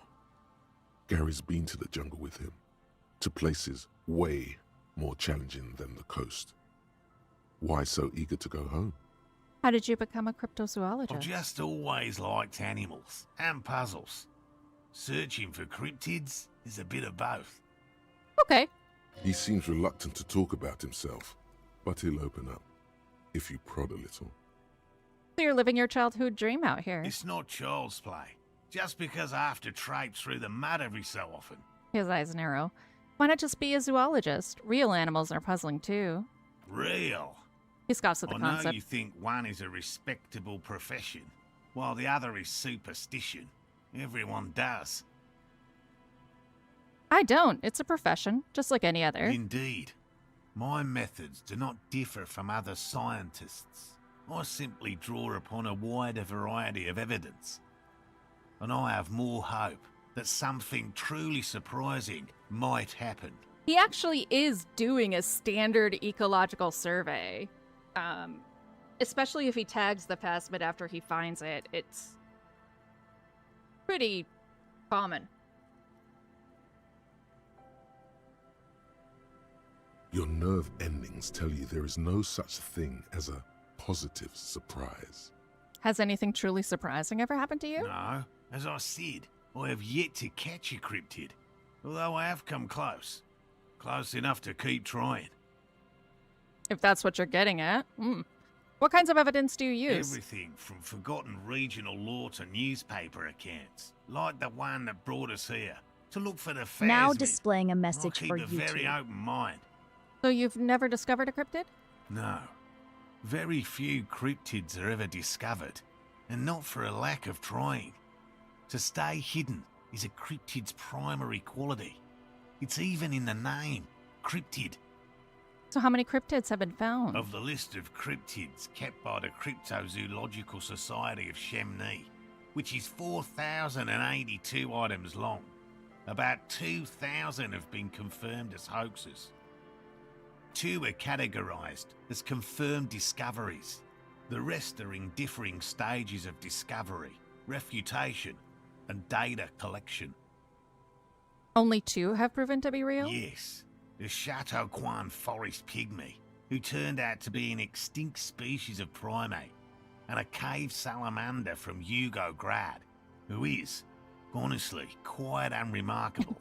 It's in a zoo somewhere. We cryptozoologists are brutally honest with ourselves, more so even than the public. With cryptids, most cryptids are hoaxes or they are never found. That does not mean we should stop searching. Then the Insulindian phasmid will be the 3rd. Indeed.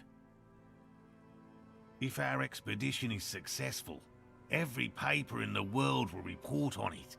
From Revachol to Dushantu. It will be a zoological miracle.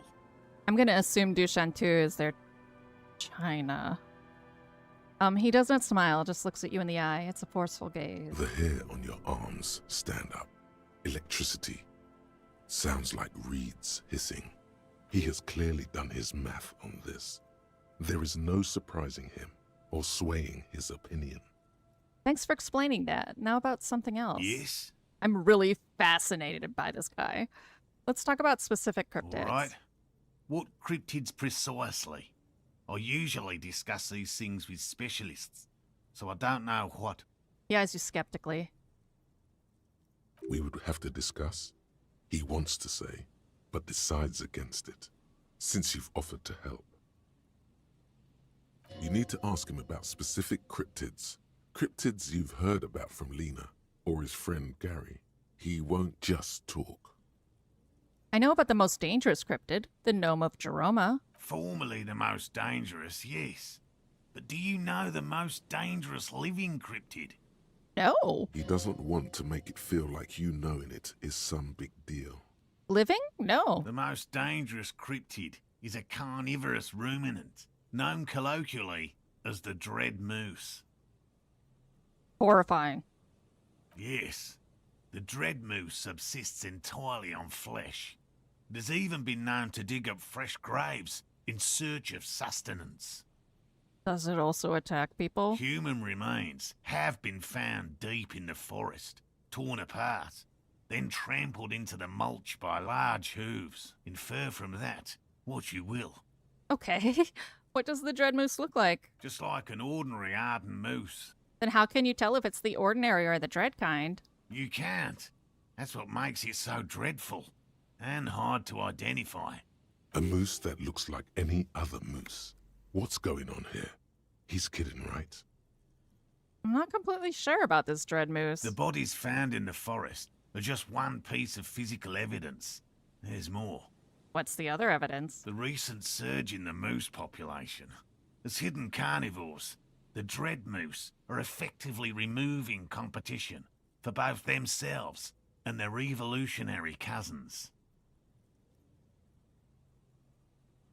What exactly is the relationship between carnivorous moose and regular moose? The carnivorous moose are a very young species, the result of a genetic mutation that fared well in the process of natural selection.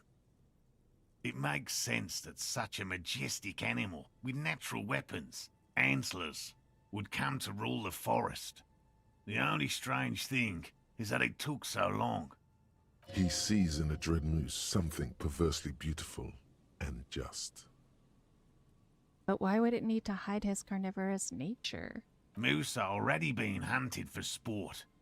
Can you imagine what would happen if they came to be viewed as predators? I mean, but that's just not carnivore behavior. They don't think like that. Are there any reliable eyewitness accounts of a moose killing other animals for food? One slaughterhouse at the outskirts of the woods in Vasa reported that its staff kept seeing moose in the distance.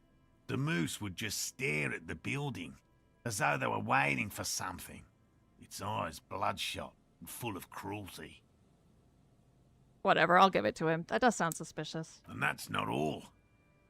Some of the slaughterhouse apprentices went hiking by a nearby creek and saw a moose nibbling on an unidentified carcass. This isn't something unique. Various species of deer have been known to scavenge when plant food is scarce. Was about to say that. Anyway, there is more than enough evidence to justify a thorough search for the dread moose. Let's close the subject before it turns into an argument.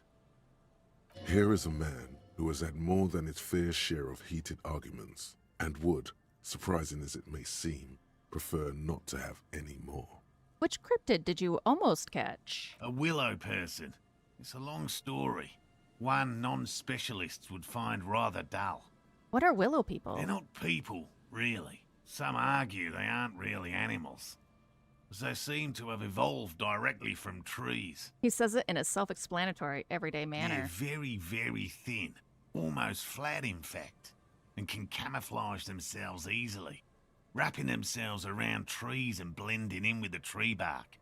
In that way, they're not too dissimilar from the phasmid we're looking for here. How did you almost catch him? Gary and I painted an entire grove's worth of trees in slow-drying paint. It was a bright lavender colour. I was hoping one of the willow people would get paint on it and not be able to camouflage itself. After waiting in hiding for hours, I saw a figure slip from one of the trees, a lavender shadow, dashing through the grove. And then? I chased it with a net. Not very elegant. You can't be elegant in the field.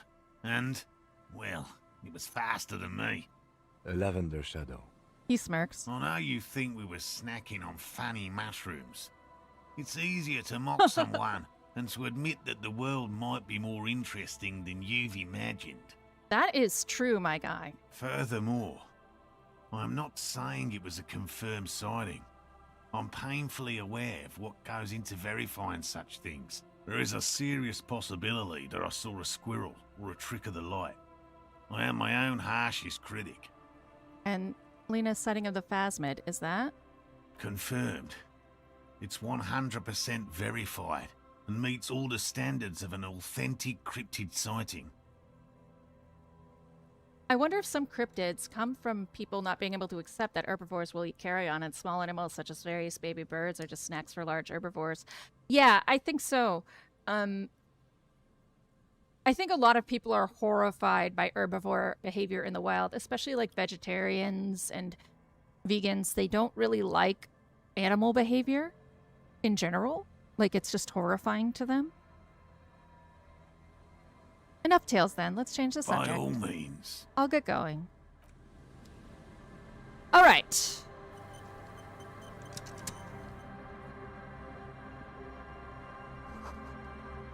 Could this be the buoy class I told you about? A metal and plastic contraption bobs up and down amidst the trembling reeds. At first, it just looks like trash, but if you look closer... That over there must be the buoy class you told us about. The one she hid her passport in. We should take a look. Pick up the buoy. You lift the buoy out of the water without much effort. It's not tied to anything.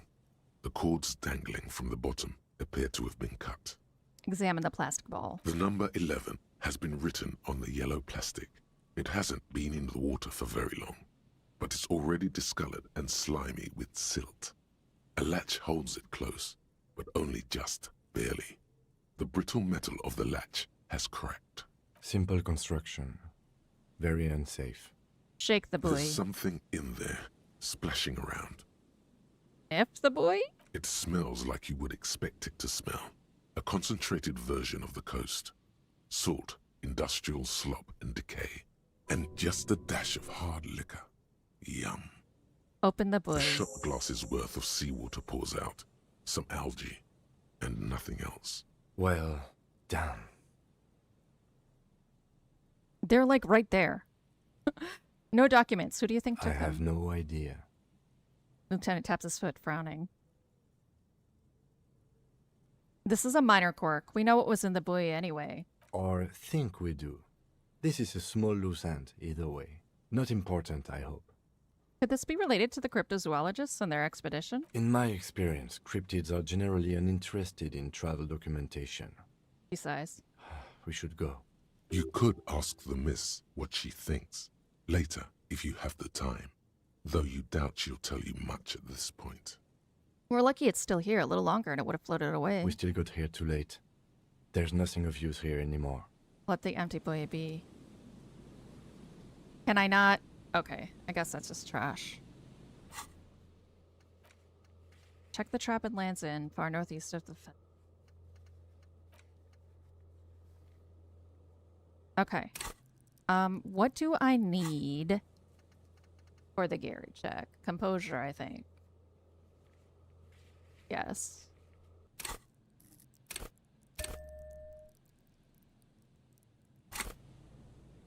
Because you're wearing the fucking armor, and we're gonna fucking talk about it.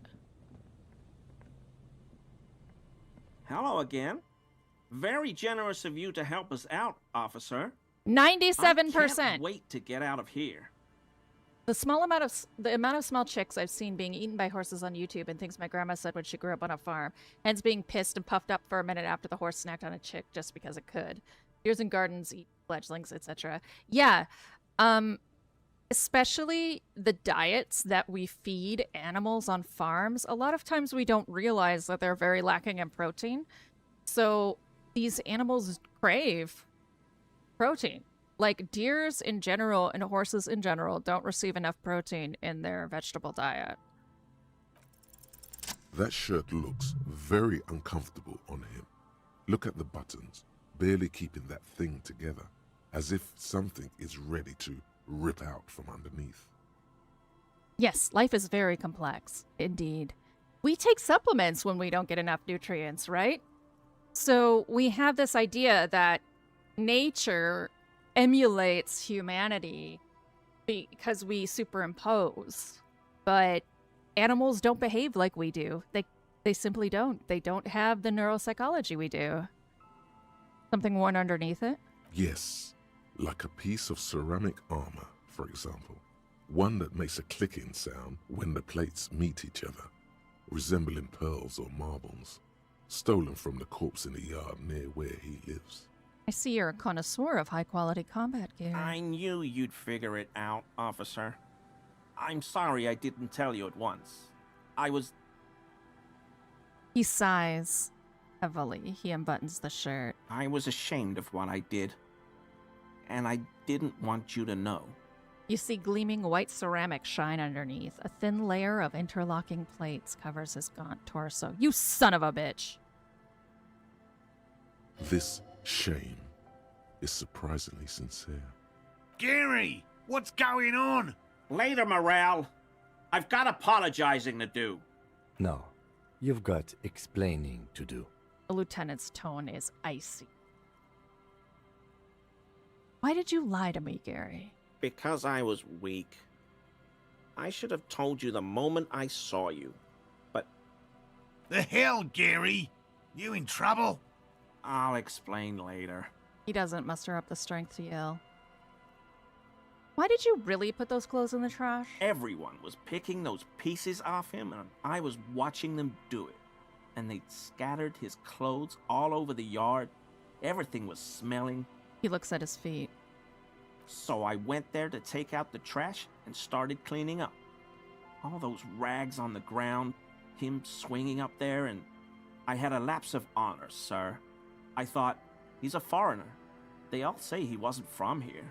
He swallows. Oh, so it's a foreign corpse, so he can steal from it just fine. Only the cuirass was left, so I stripped it off him. It was early in the morning. No one saw me. I took it with me. It was a mistake. Had I known it'd give you guys trouble, I wouldn't have... Fuck. His lips start quivering. It's okay. It was a loose end, and you are tying it up now. Lieutenant jots something down in his notebook. I'm so fucking sorry I called you Yellow Man. Sealite officers commanded the suzerain's navy. Most of them sided with the king when... He says silently. You can't say anything silently. He shakes his head. It's difficult to say what the lieutenant thinks of this historic apology. His face does not belie emotions. Do you know who killed the hangman? I always thought it was the Union, but I sure as hell won't go around saying that anymore. You have my word. I don't know, and I won't be running my mouth on this subject anymore. Give me that armor. Now. He sighs again, hangs his head, and unbuttons his shirt fully. A cuirass that matches the dead man's boots comes into view. Soon it is in your hands, smelling of his sweat. Are we done here, Gary? Yes, absolutely. I will never do anything like this again. He looks around. I won't mess with Mr. Clare either. You have my word. He looks around, relieved of some burden, his mouth still quivering.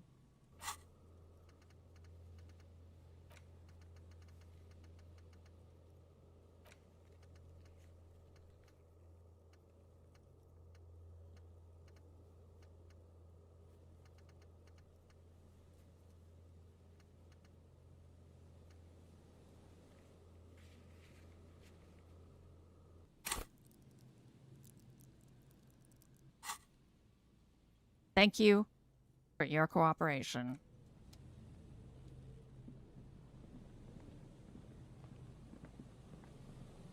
Yes? Ugh. I hate when I can't talk to you. Pain threshold volition. Ooh. That's awesome. Okay. So.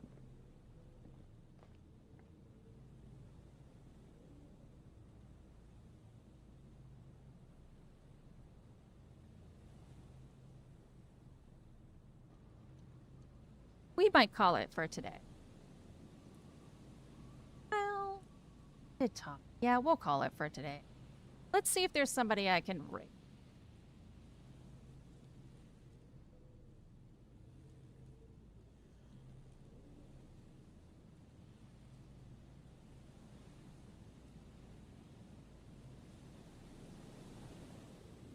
All right, so only person, a couple people running.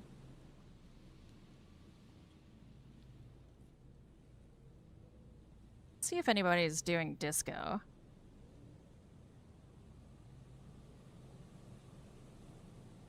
Oh.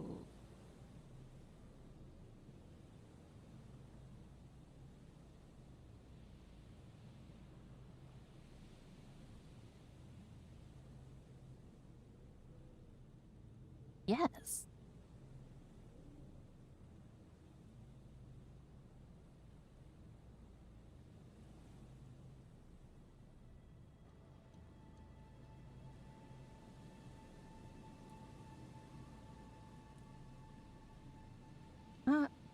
Let's go gamer ghoul friend?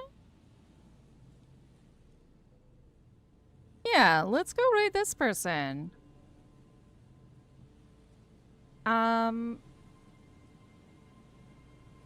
They are doing a first playthrough. So, off we pop. When we get there, it'll be a braid, B-R-A-I-D. Thank you to Tev and Snow and Megan and Kardoc and Gold Plated Games for the raid, Chaos, everybody who stopped by. Have a wonderful Saturday. I'll be back later with some Fable 2.